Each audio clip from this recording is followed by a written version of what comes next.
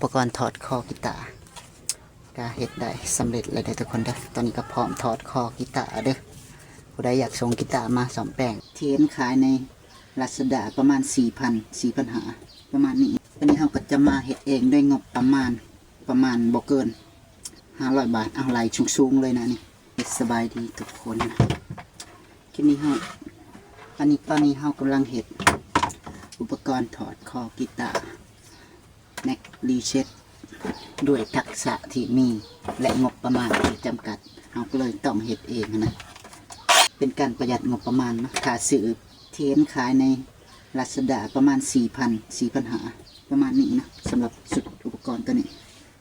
วันนี้เราก็จะมาเฮ็ดเองด้วยงบประมาณ500 บาทเอาไหลสูงๆเลยนะนี่บ่เกิน500 บาทถ้าเฮ็ดถ้าขนาดจะบ่เบิ่งเด้อถ้าแบบมีอุปกรณ์ครบมีเครื่องมือพร้อมก็น่าจะบ่เกิน1 ชั่วโมงน่าจะแล้ว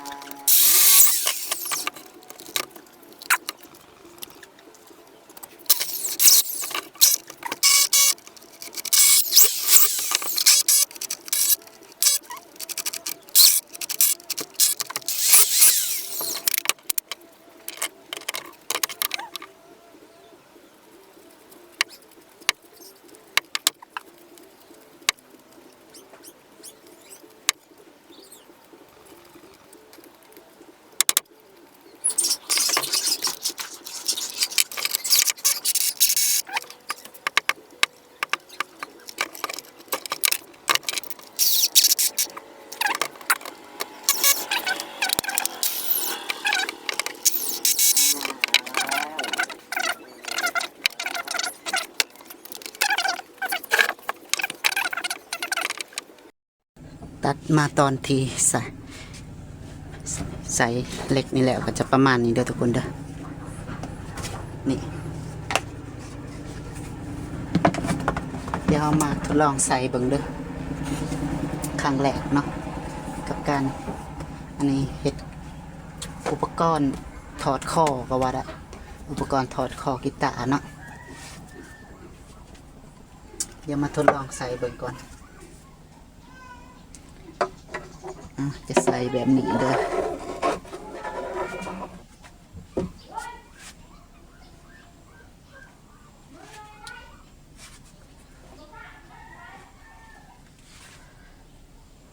สงสัยจะเจาะหูไก่เกินไปนะแต่บ่เป็นยังค่อยๆเห็ดเนาะระวังเนาะถ้าบ่ระวังก็จะเกิดอุบัติเหตุอาจจะมีรอยได้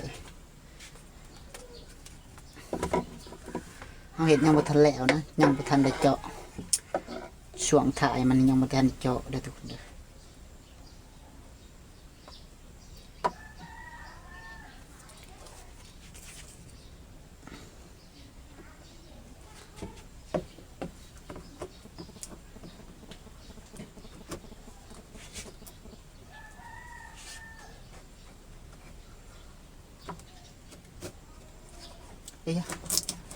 ปีนพังคือต้องขึ้นแบบนี้เพราะว่าตัวนี้เฮาเห็ดมันบ่มียางห้องป้องกันเพื่อบ่ให้ไหมตัวนี้มันมาโดนเนื้อกีตาร์เนาะก็เลยเอาสกอตเทปกาวหนังไก่มาติดไว้ถ้าใครมียางนุ่มๆก็เอามาติดใส่ได้ว่าจะเป็นยางก็ตามเนาะที่เห็ดให้มันลดผิวสัมผัสได้ดีสาระนำมาใส่ได้เด้อทุกคนเด้อ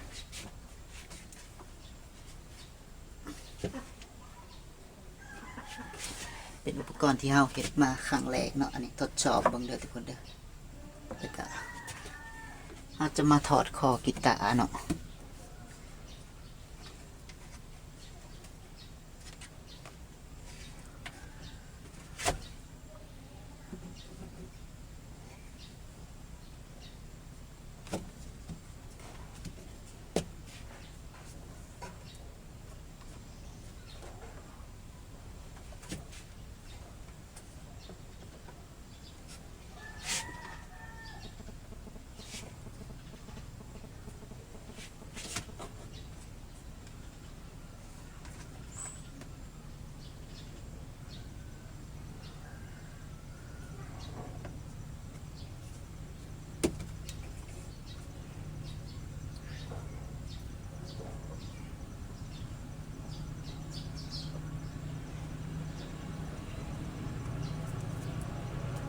โอเคก็จะใส่ประมาณนี้เด้อเดี๋ยวเราจะใส่แล้วก็จะวางตำแหน่งเพื่อที่จะเจาะใส่น็อตสกรูตัวนี้ทางลมบอนที่เราจะทำการเขาเรียกว่ายังทำการใส่น็อตตัวนี้บังคับถอดคอเนาะบังคับจากทางลมเนาะบนที่เป็นจอยกีตาร์เนาะ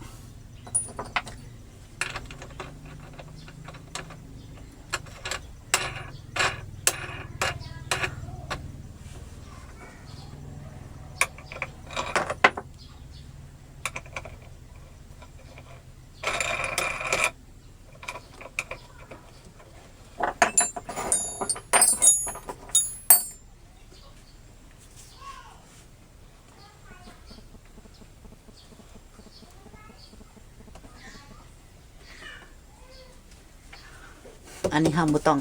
จำเป็นต้องหันให้มันแน่นตัวตึงมือก็ได้เพียงแต่หันให้มันแน่นระดับหนึ่งพอให้มันอยู่บ่ให้มันขยับเนาะเพราะว่าแน่นลายมันจะมีผลกระทบต่อไม้หนาของเราหรือว่าไม้หลังไม้ข้างก็ว่าได้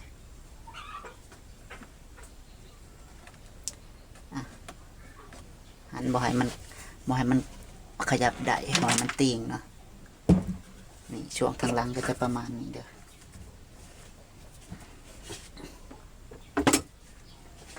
ต่อไปเราก็จะเจาะบอลนี่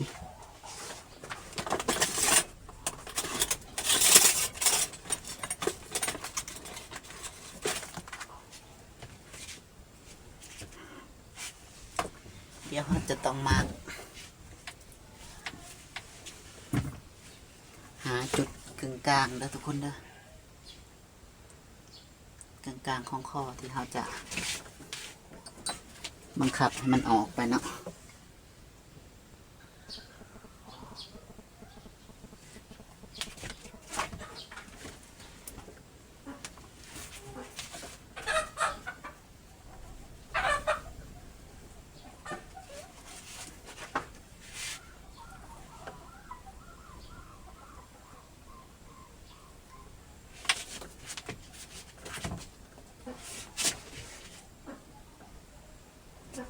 โอเคตอนนี้เราก็ได้จุดกลางๆแล้วนะวัดด้วยสายตาประมาณนี้นะต่อไปกันมีแต่เจาะตัวนี้แล้วก็เอาน็อตนี้ใส่เพื่อที่จะเป็นตัวบังคับให้ข้อนั้นถอดออกไปเนาะโอเคหลังจากที่เรามาร์กจุดที่เราจะใส่สว่านเจาะเข้าไปแล้วเราก็มาออกเลย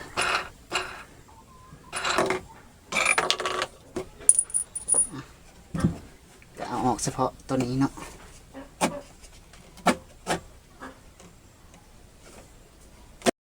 ต่อไปก็จะเป็นการเจาะตัวนี้จะเป็นตัวที่บังคับให้ข้อมันถอดออกเด้อทุกคนเด้อ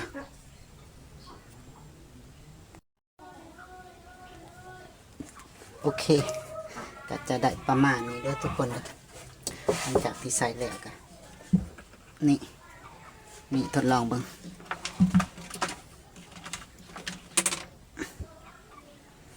อาจจะบ่ได้ดูดีบ่ได้อันนั้นงามหลายแต่ว่าพอใส่ได้เรื่องความแข็งแรงก็น่าจะพอใส่ได้ได้ทุกคนนะครับเรื่องความงามนะตัดออกก่อนเนาะเพราะว่าเน้นใส่งานได้จริง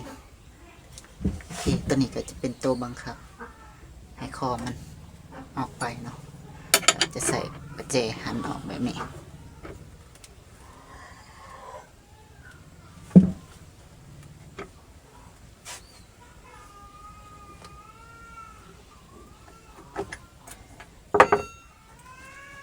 เดี๋ยวเราจะพังน็อตตัวเมียลงไปในนี้เพื่อความมั่นคงเนาะโอเคประมาณนี้เด้อสำหรับการก่อนถอดคอกีตาร์เนาะสำหรับคลิปนี้ก็ขอจบการรีวิวสำหรับผู้ใดสนใจอยากได้ก็สอบถามเบิ่งได้เด้อ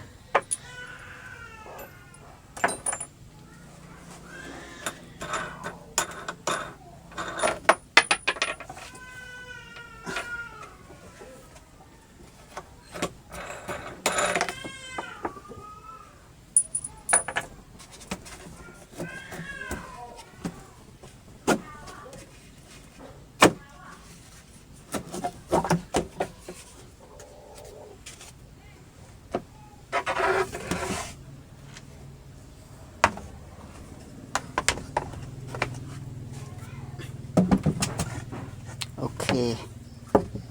สำเร็จสำหรับอุปกรณ์ถอดคอกีตาร์ก็เฮ็ดได้สำเร็จเลยเด้อทุกคนเด้อตอนนี้ก็พร้อมถอดคอกีตาร์เด้อ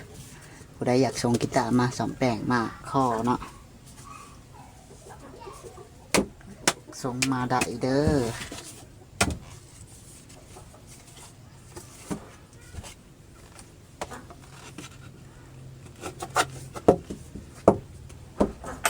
ประมาณนี้